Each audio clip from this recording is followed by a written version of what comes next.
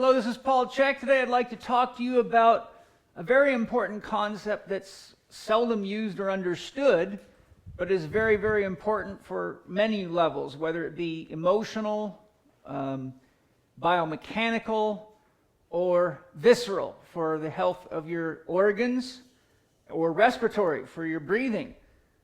This is about how to release the abdominal wall, or in osteopathy, what's called the front panel, which is your chest, your abdomen, and flows down into your quads, or the front of your body, but particularly the quads, abdominals, and chest, because if those areas, especially the abdominals and chest, get tight, it pulls you down and forward. There's still a massive love affair with crunches and all sorts of abdominal exercises, and you see many people walking around with their abs flexed so they look cool, and they don't realize what that does to their ability to breathe naturally and how it disrupts circulation through the body.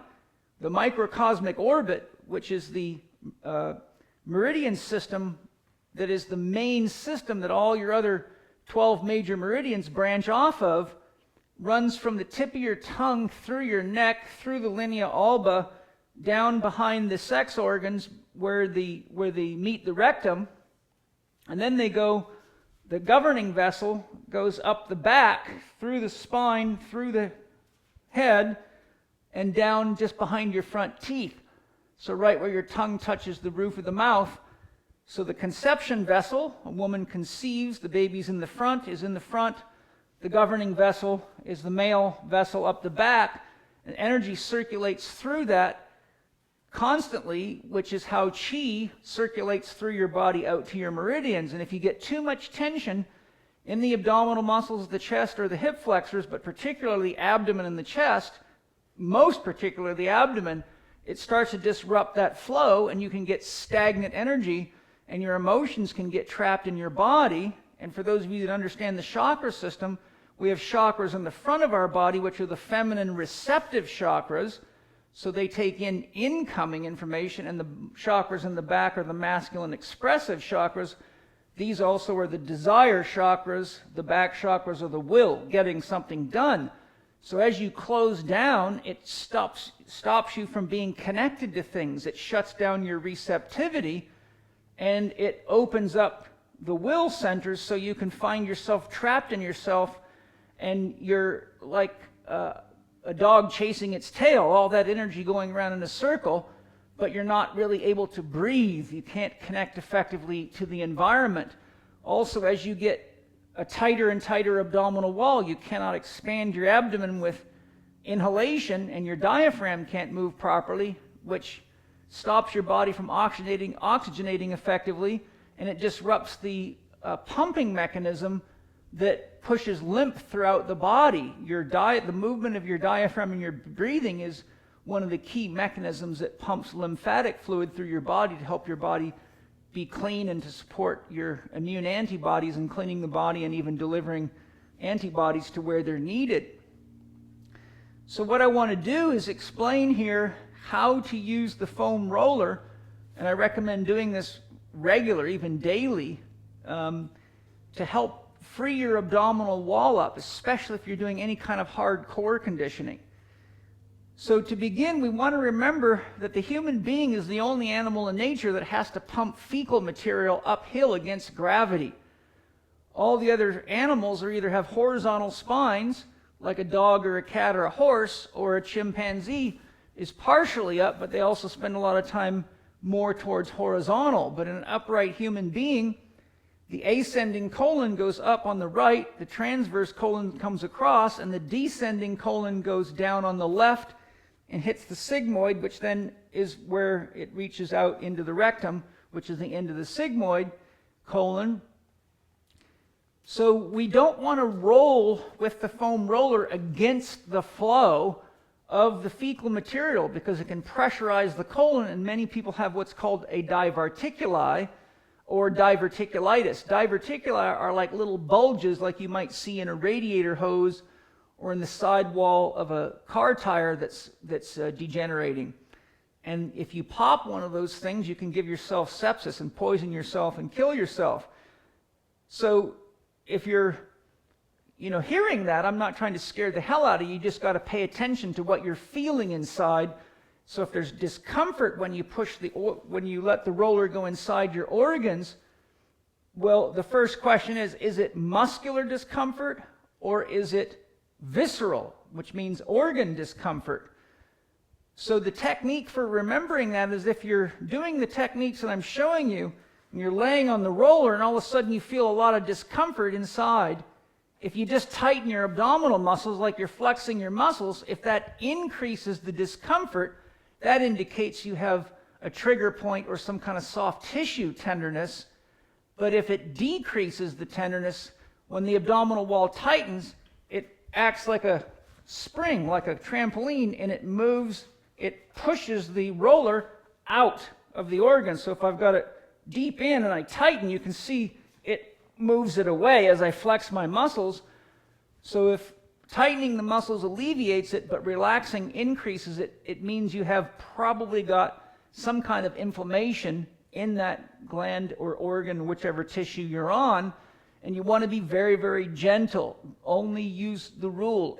Just go by what feels good. You want to nurture the body. You don't want to beat it up. Incredibly, people do very stupid things with foam rollers, just like they do with everything from food to sex to money to power tools. So, I'm assuming that anyone watching this video is adult enough not to torture themselves. And if you're not adult enough, then you're watching the wrong video. So what we're going to do now is I'm going to show you how to do the sequence. We're going to start, I like people to start by rolling the chest out. So you can just very simply and easily just get your sternum on there and relax your muscles and just roll the chest. Lean a little bit to the left to mobilize those ribs. Lean a little to the right. Get right up to the top by your collarbones. And occasionally you're going to hear a rib pop. That's no problem. It's just adjusting the position of the rib, either along the costal cartilage or along the costo-transverse junction where the ribs meet the spinous, the transverse processes of the spine. Generally, you're not going to have a problem. Now, if it pops and it hurts, that's probably a pre-existing condition, and if it seems to give you any trouble, it's probably something that you need to see a therapist about anyhow.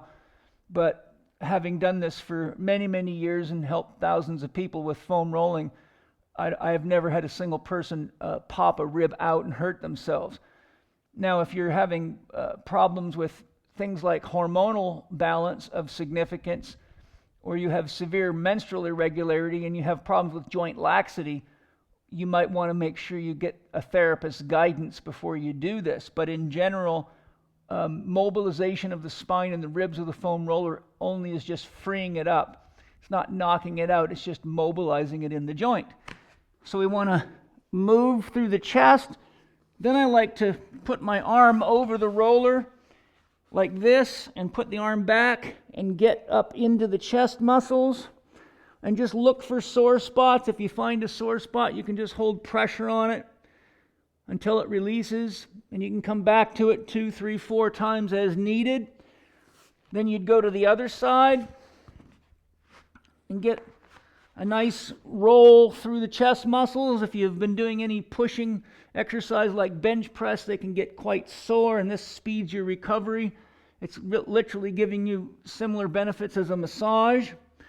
Then what we want to do is we want to start in the lower right quadrant, right along the inguinal ligament and where the abdominal is attached to the pubic symphysis, and work those attachments. You can control how much pressure by just how much weight you put into the roller, but work right around the pubic symphysis. Most people never really do any soft tissue work down there. A lot of massage therapists won't go down there for fear of sexual misconduct or being accused or whatever. But you need to get down there where those muscles attach, especially if you're doing any kind of high-speed abdominal or core conditioning. Then what you're going to do is you want to keep the roller to the right of the midline of the linea alba, because if you put it across, as you're rolling up this side, you're going to be forcing fecal material backwards through the large intestine, which is what we don't want to do. So you put that there,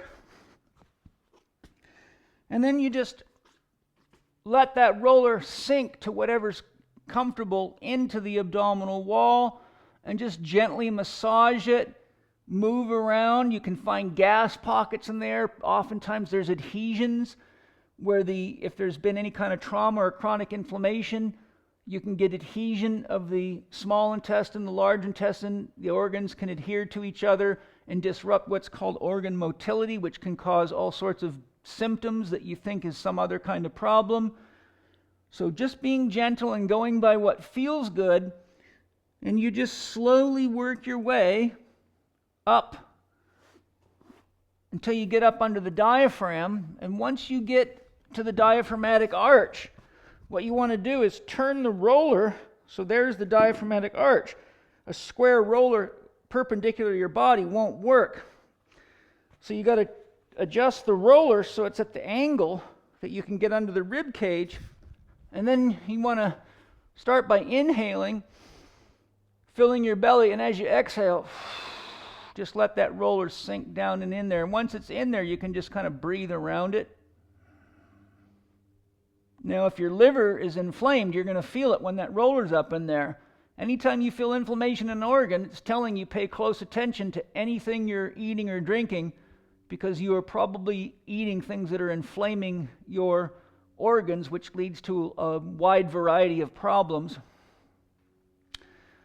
And about 30% of all the additives they put in food are gastrointestinal inflammatory, and many medical drugs are. So you have to be conscious that your body is informing you when you're not loving it and caring for it, which often means just paying more attention to what you're putting inside of yourself. So we work up on that, sink in there as deep as you can, breathe into it, relax into it, and you can press it up into the diaphragmatic arch, and right there is where the rectus abdominis and the obliques attach, and you can treat those insertion points, move around, just let your body guide you. Then from there you'd come across, and now you position it under the left diaphragmatic arch so it fits in there. Again, staying to the left of the midline. And now we work our way down, so we would do the same thing. Sink down and in. My organs feel really good because I take good care of myself. And then start working your way down the left side and looking. Again, if you get a sore spot, tighten your muscles. If that takes the pain away, then it means you've got inflammation in that organ. Pay attention to where you're at and what you're eating and how much water you're drinking. If you get more pain when you tighten, that means you got muscle challenges such as trigger points or fibrous tissue or scar tissue. And that means you need to see a good massage therapist for help, or stretch more and mobilize more. So we'll just work our way down, working through gently, feeling, nurturing ourselves.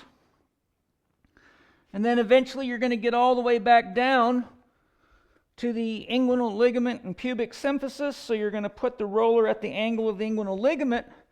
Now this is where a lot of hernias happen down here. So keeping this area well treated is a good idea, especially if you're an athlete.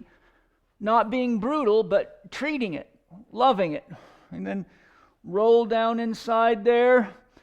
If you have painful spots, just hold as much pressure as you can comfortably handle, or about a 7 on a 10 scale. As long as you don't have to tighten up to defend against it, you're okay. And then just work those tissues. And that would release the chest and the abdominal wall. Then next we just release the quads and roll through and just look for sore spots. Often you'll find bumps in the rectus femoris. The stomach meridian runs right through the rectus femoris. So often massage therapists find these hard spasms and lumps in the muscle, and they think it's from training, but it's often from inflammation or parasites or ulcers bothering the stomach. Once you get the stomach healed, those muscles respond much better to exercise. So we'll just work those muscles out. You can roll to the side, and you can get over on the lateral side, and then you can go the other way and work right through there. Now, if you want, you can go to the side and get your iliotibial bands. The iliotibial bands reflex to the large intestine. So if you have a lot of discomfort in your IT bands, that could signal that you need to look at the health of your colon. Once you finish that, you can go to the anterior tibialis muscles and get over on the sides and get the peroneal muscles if you want. You're there anyhow.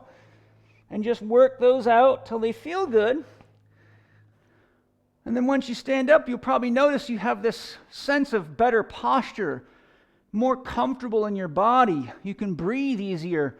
Often people feel like there's an ease or a release of emotional tension, almost as though they're calm or they've smoked a bag of indica or something like that.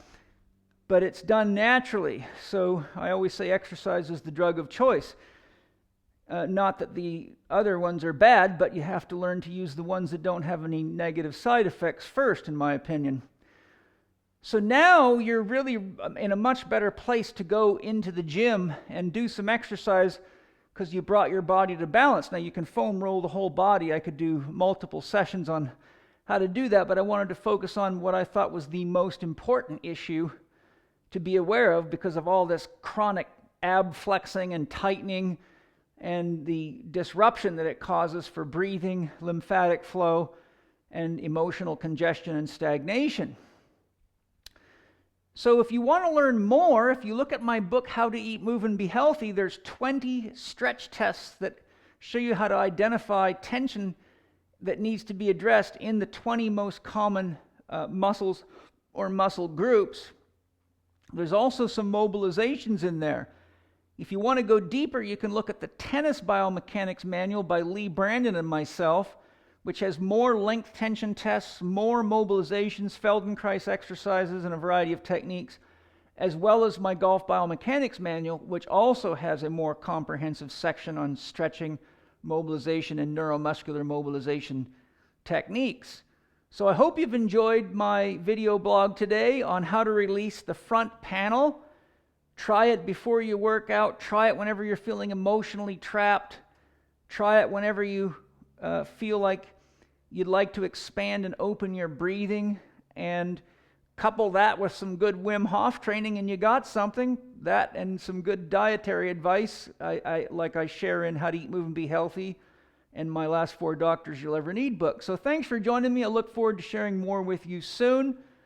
Love to have you in CHEK HLC1 online or live, or in CHEK Exercise Coach, so you can begin mastering a holistic approach to living and exercise. Thanks for joining me. I'm Paul C.H.E.K.